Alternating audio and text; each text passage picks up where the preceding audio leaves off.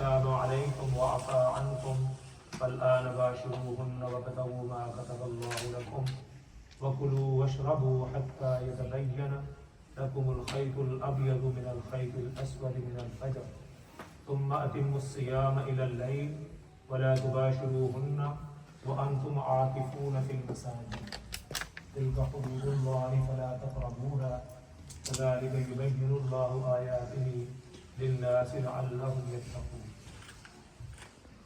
گزشتہ 2 دنوں سے سورۃ الحجرات کے بارے میں کچھ باتیں عرض کی جا رہی تھی.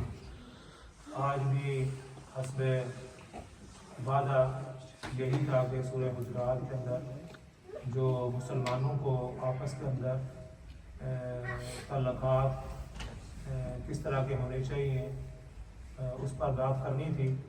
لیکن کل جو ہے یہ اعتکاف شروع ہو رہا ہے، اس لیے میں نے وہ موضوع چھوڑ دیا. انشاءاللہ کل اس پر بات کریں گے کہ اللہ رب العزت نے سورہ حجرات کے اندر مسلمانوں کو آپس کے اندر کس طرح کے معاملات رکھنے چاہیے. انشاءاللہ اس پر کل بات کریں گے کیونکہ یہ اعتکاف کا دن کل شروع ہو رہا ہے، تو اس کے متعلق کچھ باتیں عرض کرتے ہیں. رسول اللہ صلی اللہ علیہ وسلم نے رمضان مبارک کو 3 اشروں کے اوپر تقسیم فرمایا. آپ صلی اللہ علیہ وسلم فرمایا کہ اس کا اول حصہ اولہ رحمت، اس کا جو پہلا اشرہ ہے وہ رحمت والا اشرہ ہے. اشرہ کہتے ہیں 10 کو عربی کے اندر، یعنی پہلے 10 دن جو ہیں وہ اللہ تعالیٰ کی رحمت کے ہیں. وَأَوْسَطُهُ مَغْفِرَةٌ، اور جو دوسرا اشرہ ہے وہ اللہ تعالیٰ کی مغفرت کا اشرہ ہے. اور تیسرا اشرہ جو ہے وہ عتق من النار، جہنم سے خلاصی کا اشرہ. آج ہمارے 2 اشرے مکمل ہو گئے ہیں. مغفرت والا اشرہ بھی مکمل ہو گیا. مغفرت کے بارے میں نے عرض کیا تھا کہ ایسے انسان جن کو گناہوں کی وجہ سے سزا تو ہو چکی ہوتی ہے لیکن ابھی ان کو پریزن میں ڈالنے کا آرڈر جاری نہیں ہوتا، تو ایسے بندے جو سزا تو ان کو ان کے گناہوں کی وجہ سے سنا دی جاتی ہے لیکن ابھی وہ جیل کے اندر جانے کا وہ ابھی آرڈر نہیں آتا، اس سے پہلے انسان اللہ تعالیٰ سے مغفرت چاہ لیتا ہے، توبہ کر لیتا ہے تو اللہ تعالیٰ اس کی مغفرت فرما دیتے ہیں. تو یہ اشرہ جو ہے یہ مغفرت والا اشرہ تھا کہ جن لوگوں نے گناہ کیے، جس طرح ہم اس کے اندر شامل ہیں، اگر ہم نے اللہ تعالیٰ سے معافی مانگ لی ہے جو ہم سے گناہ ہوئے ہیں تو اللہ تعالیٰ ہمارے گناہوں کو معاف فرما دیتے ہیں اس اشرے کے. اور اس کے بعد جو آخری اشرہ ہے، تیسرا اشرہ، یہ عتق من النار، یہ جہنم سے خلاصی کا اشرہ. اور یہ جو 3 اشرے ہیں ان میں سب سے زیادہ امپورٹنٹ اشرہ یہ والا ہے، سب سے قیمتی اشرہ یہ جو آخری اشرہ ہے. ایک تو اس سے جہنم سے خلاصی ہے اور دوسرا اس کے اندر بہت ساری عبادتیں ہیں. ایک تو اس کے اندر اعتکاف والی عبادت ہے اور دوسرا اس کے اندر لیلۃ القدر ہے، لیلۃ القدر بھی ہے اور اعتکاف بھی ہے. تو یہ اشرہ جو ہے نا وہ خاص طور پر جو ہے نا اللہ کے ہاں اس کی بڑی قدر و منزلت ہے اور مسلمانوں کے لیے بھی یہ اشرہ انتہائی قیمتی ہے. اب وہ قیمتی کس طرح ہے؟ قیمتی تو وہ اشرہ تو ہے لیکن انسان اس کو قیمتی کیسے بنانا ہے. رسول اللہ صلی اللہ علیہ وسلم اس اشرہ کے اندر اعتکاف بھی بیٹھتے تھے. آپ صلی اللہ علیہ وسلم نے زندگی کے اندر پورے مہینے کا اعتکاف جو ہے نا فرمایا. پہلے رمضان سے شروع لے کر آخر رمضان تک بھی آپ صلی اللہ علیہ وسلم مسجد کے اندر معتکف رہے ہیں. اور حدیث کے اندر آتا ہے کہ جب دوسرا اشرہ ختم ہوا، پہلا اشرہ ختم ہوا تو آپ نے پھر آگے سے نیت کر لی دوسرے اشرے کی بھی، اور پھر فرمایا کہ مجھے ایک بتلانے والے نے یہ بتلایا ہے کہ جو لیلۃ القدر کی رات ہے وہ آخری اشرے کے اندر ہے. تو پھر میں نے اسی سے آگے کنٹینیو کیا کہ میں وہ رات جو ہے وہ مجھے اللہ تعالیٰ نصیب فرمائے. تو یہ اشرہ جو ہے آخری، یہ انتہائی قیمتی اشرہ ہے. اس کے اندر جو ہے انسان اعتکاف کے اندر بھی بیٹھتا ہے، اور دوسرا لیلۃ القدر، رسول اللہ صلی اللہ علیہ وسلم فرمایا میں نے جو آخری عشرہ کے اندر اعتکاف کیا اسی غرض و غائد کیا تھی بیٹھنے کی، فرمایا کہ لیلۃ القدر کی تلاش کہ مجھے اللہ تعالیٰ لیلۃ القدر نصیب فرما دے، اور لیلۃ القدر جس کو مل گئی فرمایا کہ انا انزلناہ فی لیلۃ القدر وما ادراک ما لیلۃ القدر لیلۃ القدر خیر من الف شہر، یہ جو رات ہے یہ 1000 مہینوں سے افضل رات ہے، یعنی ایک آدمی 1000 مہینے عبادت کرے اور کوئی آدمی ایک دن ایک رات کو عبادت کرے تو وہ اس سے زیادہ بہتر ہے۔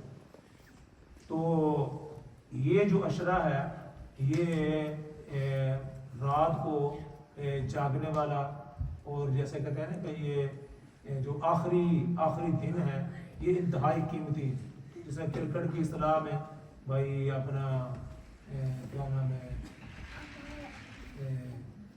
فہیم صاحب، ہاں جو آخری اوور ہوتے ہیں وہ بڑے کروشل ہوتے ہیں اور بڑی قیمتی ہوتے ہیں، یہ جو آخری دن ہے آخری راتیں ہیں یہ انتہائی قیمتی ہے، اور وہ اس کی مثال رسول اللہ صلی اللہ علیہ وسلم نے عائشہ صدیقہ رضی اللہ تعالیٰ عنہ کی بیان کرتے ہیں کہ رسول اللہ صلی اللہ علیہ وسلم فرماتے ہیں خود بھی جاگتے اور گھر والوں کو بھی جگاتے، خود بھی اس عشرے کے اندر جاگتے۔ ویسے تو آپ صلی اللہ علیہ وسلم کا معمول تھا کہ سارا رمضان ہی آپ صلی اللہ علیہ وسلم عبادت میں مشغول ہوتے ہیں، لیکن آخری عشرے کے اندر خود بھی جاگتے اور گھر والوں کو بھی جگاتے کہ اللہ تعالیٰ کی عبادت کریں، اور کم سے کم سوتے تھے۔ وہ پہلے جیسے میں نے عرض کیا کہ اللہ رب العزت کو رات کو جاگنا بڑا پسند ہے، اللہ تعالیٰ رات کو کسی مسلمان کا سونے کو پسند نہیں کرتا کہ ایک آدمی ساری رات ہی سویا رہے، لیکن وہ اگر ساری رات نہ ہو سکے تو رات کا کچھ حصہ 1 گھنٹہ 2 گھنٹے یا رات کو 3 حصوں کے اندر تقسیم کر دے، 2 حصے سو جائے 1 حصہ۔ جو آدمی ساری رات سویا رہتا ہے نا اللہ تعالیٰ اس بات کو پسند نہیں کرتا کہ یہ آدمی دیکھو کتنا غافل ہے، وہ ساری رات جو ہے نا وہ سویا ہوا ہے، اور جو اس کا رب ہے وہ جاگ رہا ہے اور یہ سو رہا ہے۔ اٹھ فریدا ستیا جاگ سویرے، تو ستا تیرا رب جاگدا تیری ڈاڈے نال فرید۔ جی بابا فرید کہتے ہیں کہ اٹھ فریدا ستیا جاگ سویرے تے چاڑو دے وچ مسید، تو ستا تیرا رب جاگدا تیری ڈاڈے نال فرید۔ تو ستا ہوا ہے، بعض دفعہ دیکھیں نا آپ ہمارا بھی تجربہ ہے، جو آدمی جاگ رہا ہوتا ہے نا وہ جو آدمی سویا ہوتا ہے اس پر بڑی اس کو کوفت ہوتی ہے کہ یار یہ بندہ سویا ہوا ہے، یا بچوں پر بھی جب آدمی بچے بے ٹائم میں سوئے ہوتے ہیں تو آدمی کو بڑا غصہ چلتا ہے کہ یار یہ کیوں سویا ہوا ہے، حالانکہ اگر وہ صحیح وقت پہ بھی سویا ہو تب بھی آدمی کو اچھا نہیں لگتا کہ کوئی آدمی سویا ہو۔ تو اللہ تعالیٰ کو بھی یہ پسند نہیں ہے کہ آدمی جو ہے نا وہ ساری رات ہی سویا ہی رہے۔ ہمارے ایک بزرگ آتے تھے بھائی آگے جا کے سونا ہی ہے نا، ہزاروں سال میں قبروں میں سوئے ہی رہیں گے، اس وقت جاگ لیں تو وہ بہتر ہے۔ دیکھو ایک آدمی ہے وہ رات کی ڈیوٹی کرتا ہے، جو ڈنڈا لے کر کھڑا ہوتا ہے، چوکیدار ہوتا ہے، وہ ساری رات 100 پاؤنڈ کے لیے 90 پاؤنڈ کے لیے ساری رات جاگتا ہے، کس لیے اس کو 90 پاؤنڈ ملیں گے 80 پاؤنڈ ملیں گے، ساری رات وہ کھڑے ہو کر سردی گرمی کے اندر کھڑا رہتا ہے، کیوں؟ اس کو لالچ ہے اور اس کی ڈیوٹی ہے۔ تو اللہ تعالیٰ کے سامنے بھی ہماری یہ ڈیوٹی ہے کہ ہم رات کو جاگیں۔ تو میرا کہنے کا مقصد یہ ہے کہ ان راتوں کو قیمتی بنائیں، ان راتوں کے اندر جتنا جاگیں گے اور جتنی اللہ تعالیٰ کی عبادت کریں گے اللہ تعالیٰ کے قریب ہوں گے، اور اللہ تعالیٰ ہمیں جہنم سے خلاصی عطا فرمائیں گے۔ اعتکاف کے متعلق چند باتیں عرض کرتے ہیں۔ اعتکاف کہتے ہیں کہ مسجد کے اندر ایک خاص وقت سے لے کر خاص وقت تک ٹھہرنا، یعنی کل اعتکاف جو سنت اعتکاف ہے کل شروع ہو رہا ہے، مغرب کی اذان سے پہلے جس آدمی نے بیٹھنا ہے مغرب کی اذان سے پہلے آ کر مسجد کے اندر ڈیرا لگا لے۔ وہ فقہا نے کہا کہ جو آدمی مغرب کی نماز کے بعد آئے گا نا اس کا اعتکاف شمار نہیں ہوگا، وہ اس کے لیے ضروری ہے کہ مغرب کی نماز سے پہلے آ کر مسجد کے اندر ڈیرا لگا لے۔ اور یہ ڈیرا کس لیے کہ اللہ سارے دنیا کے سارے کام بچوں کو دنیا دوست احباب کو سب کو چھوڑ کر آ کر مسجد کے اندر ڈیرا لگا لے اور اللہ تعالیٰ سے دعا لگائے، اللہ تعالیٰ کی عبادت کرے۔ اور فرمایا کہ یہ رات جو اعتکاف ہے اس کی غرض و غایت کیا ہے؟ فرمایا کہ لیلۃ القدر کی تلاش۔ گھروں کے اندر تو آدمی کو چاہے موقع نہ ملے اور پھر مسجد میں آدمی آ کر بیٹھ جاتا ہے اور دعائیں کرتا ہے، نماز پڑھتا ہے، تہجد کی نماز پڑھتا ہے، قرآن کی تلاوت کرتا ہے۔ اور علماء نے یہ بھی کہا کہ سب سے زیادہ جو عبادت کا ثواب ہے نا وہ قرآن کی تلاوت سے، قرآن کی تلاوت میں سب سے زیادہ نیکی ہیں اور سب سے زیادہ ثواب ہے۔ اور اس کا اللہ رب العزت خود بھی تذکرہ فرماتے ہیں، یا ایھا المزمل قم اللیل الا قلیلا نصفہ او انقص منہ قلیلا او زد علیہ ورتل القرآن ترتیلا۔ آپ رات کو جاگیں تھوڑا وقت، نصف رات کو، یا او انقص یا اسے کم، او زد علیہ یا تھوڑا سا زیادہ، ورتل القرآن ترتیلا، اور پھر کیا کریں؟ جا کر کیا کریں؟ قرآن کی تلاوت۔ تو رسول اللہ صلی اللہ علیہ وسلم کو یہ حکم دیا جا رہا ہے، اور اس کے توسط سے، رسول اللہ صلی اللہ علیہ وسلم کے توسط سے، وسیلے سے امت کو بھی کہا جا رہا ہے کہ وہ بھی رات کو اٹھ کر اللہ تعالیٰ جو ہے نا وہ قرآن کی تلاوت کرے۔ بہتر تو یہ ہے کہ نماز نفل کے اندر قرآن کی تلاوت کی جائے، جتنا قرآن یاد ہو پڑھ لے اور پھر رکوع کر لے، پھر دوبارہ کھڑا ہو جائے، تو نوافل بھی پڑھے ساتھ تلاوت۔ اگر آدمی کو زبانی یاد نہ ہو تو قرآن کھول کر بیٹھ کے پڑھے۔ اور قرآن کے ایک ایک حرف پر اللہ تعالیٰ نے جو ہے نا وہ 10 نیکیاں رکھی ہیں۔ رسول اللہ صلی اللہ علیہ وسلم کی ایک مشہور حدیث آپ نے کئی دفعہ سنی کہ اللہ رسول اللہ صلی اللہ علیہ وسلم فرمایا الف لام میم، یہ ایک حرف نہیں ہے، یہ 3 حرف ہیں۔ الف حرف، لام حرف، میم حرف، یہ کتنے حرف ہو گئے؟ 3، اور ہر حرف کے بدلے میں 10 نیکیاں ملتی ہیں جی، تو 30 نیکیاں ہو گئیں۔ اور فرمایا کہ رمضان بار کے اندر ہر نیکی 70 گنا بڑھ جاتی ہے۔ تو الف کی بھی جو 70 نیکیاں ملی، لام کی بھی 70 ملی، میم کی بھی۔